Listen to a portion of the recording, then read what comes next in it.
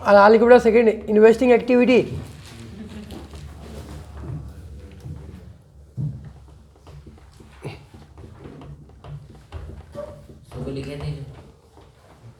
समझाएंगे बेटा अभी।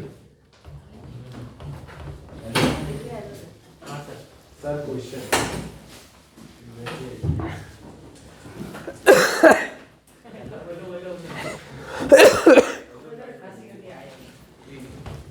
इन्वेस्टिंग एक्टिविटी बेटा इसमें बेटा 3 चीज़ें आती है, ठीक है ना।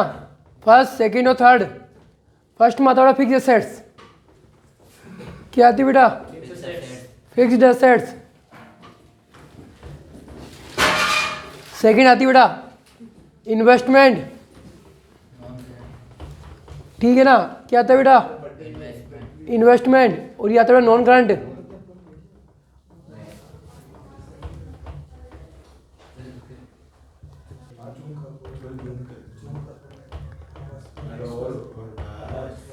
इनकम ऑन इन्वेस्टमेंट,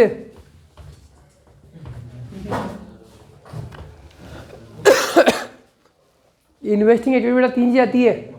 एक तो क्या आता है फिक्स्ड एसेट्स, एक आता है इन्वेस्टमेंट, नॉन करंट इन्वेस्टमेंट आता है बेटा, और एक क्या आता है बेटा income on investment. Income on investment में आता है इंटरेस्ट रिसीव्ड,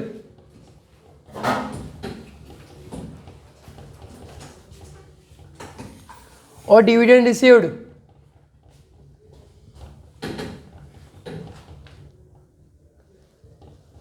अब सुन लेना बेटा इन्वेस्टिंग एक्टिविटी 3 चीज़ आती है। तो फिक्स से आती है, ठीक है ना। एक क्या आता है इन्वेस्टमेंट, कौन सा आता है नॉन करंट। एक आता है इनकम ऑन इन्वेस्टमेंट, इसमें आता है इंटरेस्ट रिसीव्ड और डिविडेंड रिसीव्ड, ठीक है। अब फिक्स एसेट जो होती है बेटा इसके अंदर क्या आता है, एक तो लैंड बिल्डिंग है, इसमें आता है टेंजिबल और इंटेंजिबल।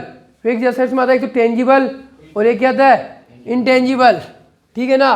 टेंजिबल मतलब जानते ही अपन जिसको देख सकते हो और छू सकते हैं। जैसे एग्जाम्पल लैंड एंड बिल्डिंग है, प्लांट एंड मशीनरी है, फर्नीचर है, ठीक है ना, और इक्विपमेंट है। इंटेंजिबल जिसको अपन क्या कर सकते हैं फील कर सकते हैं, वो इंटेंजिबल है। एग्जाम्पल है गुडविल, कॉपीराइट, पेटेंट और ट्रेडमार्क, ठीक है।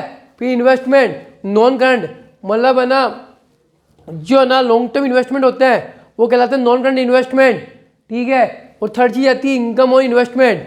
अब इनके नियम क्या है सुनना, सिंपल सा लॉजिक है कि फिक्स एसेट्स अगर अपन सेल करेंगे, फिक्स एसेट्स को अगर अपन सेल करते हैं तो कैश का इनफ्लो होता है। अगर फिक्स एसेट्स को अपन सेल करेंगे तो कैश आएगी, और आएगी तो उसको प्लस करना है। लेकिन यदि फिक्स एसेट्स को अपन परचेस करते हैं तो कैश जाती है, और जाती है तो कैश का आउटफ्लो है, और आउटफ्लो है तो माइनस करेंगे, ठीक है ना। इसी प्रकार इन्वेस्टमेंट, अगर इन्वेस्टमेंट सेल कर रहे हैं तो इन कैश का क्या हो रहा है बेटा इनफ्लो हो रहा है, मतलब कैश आ रही है, और आ रही है तो प्लस करना है। लेकिन यदि इन्वेस्टमेंट अपन परचेज कर रहे हैं तो कैश क्या हो रही है बेटा जा रही है, मतलब आउटफ्लो है, और आउटफ्लो है तो इसको क्या करेंगे अपन माइनस, ठीक है ना। फिर थर्ड चीज आती है इनकम ऑन इन्वेस्टमेंट, ठीक है ना। इंटरेस्ट रिसीव्ड, डिविडेंड रिसीव्ड, यह सब लिखा हुआ है रिसीव्ड वर्ड, ठीक है ना। अगर रिसीव्ड है, इंटरेस्ट रिसीव हो रहा है, डिविडेंड रिसीव हो रहा है तो ये अपनी इनकम होती है, ठीक है ना। और यहाँ कैश का इनफ्लो हो रहा है, रिसीव मतलब आना, कैश आ रही है, आ रही मतलब उसका इनफ्लो हो रहा है, और इनफ्लो हो रहा है तो क्या करना है उसको प्लस करना है। तो इन्वेस्टिंग एक्टिविटी केवल एक ही चीज़ कहती है कि यदि सेल करते हैं तो कैश का इनफ्लो होता है, और इनफ्लो होता है तो क्या करना है अपने को प्लस, और अगर परचेस करते हैं तो कैश की होती है बेटा जाती है, और जाती है तो क्या करना है उसको माइनस करना है क्योंकि वो आउटफ्लो है, ठीक है ना। अब और एक इनकम, इनकम हमेशा रिसीव होती है मतलब प्राप्त होती है, तो इनफ्लो है, इनफ्लो तो क्या करना है प्लस। अभी अपन ने पहले फाइनेंसिंग एक्टिविटी सीखी थी, उसमें था इंटरेस्ट पेड, डिविडेंड पेड, ठीक है ना। ये चार दो वर्ड याद रखना, एक तो इंटरेस्ट पेड, डिविडेंड पेड। अगर पेड वर्ड आता है तो आएगा फाइनेंसिंग के अंदर, लेकिन अगर इंटरेस्ट रिसीव्ड है, डिविडेंड रिसीव्ड है तो वो अपनी क्या बेटा इनकम है, ठीक है ना, तो इन्वेस्टिंग एक्टिविटी में आएगा, ठीक है ना। अगर पेड कर रहे हैं अपन इंटरेस्ट और डिविडेंड तो वो कहाँ जाएगा बेटा फाइनेंसिंग में, ठीक है ना। लेकिन इंटरेस्ट और डिविडेंड अगर रिसीव्ड हो रहा है तो कहाँ आएगा बेटा इन्वेस्टिंग में, ठीक है ना। ये कंपेरिजन याद रखना बेटा, अगर इंटरेस्ट और डिविडेंड पेड है तो कौन सी एक्टिविटी में जाएगा फाइनेंसिंग में, और इंटरेस्ट और डिविडेंड रिसीव्ड है तो कहाँ आएगा बेटा इन्वेस्टिंग में, ठीक है ना।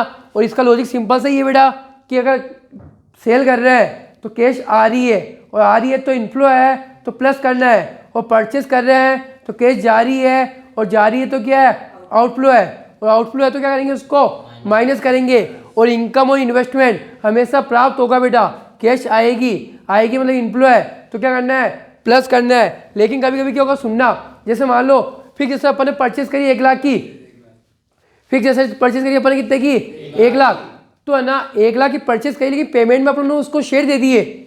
जैसा अभी क्वेश्चन किया था अपन ने, जिसमें 1 लाख की असेट मशीनरी खरीदी थी, और पेमेंट के लिए अपन ने क्या दिया बेटा, डिवेंचर, ठीक है ना। तो इसमें कैश आ रही है, जा रही है, क्या नहीं आ रही है बेटा, होने जा रही है, तो एक्सचेंज है। एक चीज के मतलब अपन दूसरी चीज दे रहे हैं, अपन ने क्या ली, मशीनरी ली, और दी क्या बेटा, डिवेंचर, तो कैश आया गया क्या बेटा, तो ये चीज इसमें नहीं आएगी। कहने का मतलब है एक्सचेंज कभी भी है ना इन्वेस्टिंग एक्टिविटी में नहीं आता है। इन्वेस्टिंग एक्टिविटी में कैश किस जाएगी, कितना कैश आ रहा है, कितना कैश जा रहा है, ठीक है ना। तो इन्वेस्टिंग एक्टिविटी में एक्सचेंज नहीं आएगा। क्या नहीं आएगा बेटा, एक्सचेंज।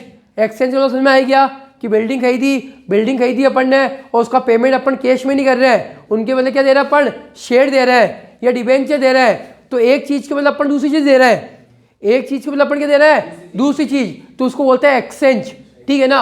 और एक्सचेंज कभी भी है ना इन्वेस्टिंग एक्टिविटी में नहीं आता है, ठीक है ना। तो ये चीज आप लोगों को याद रखनी है। अब बनाते हैं फॉर्मेट बेटा।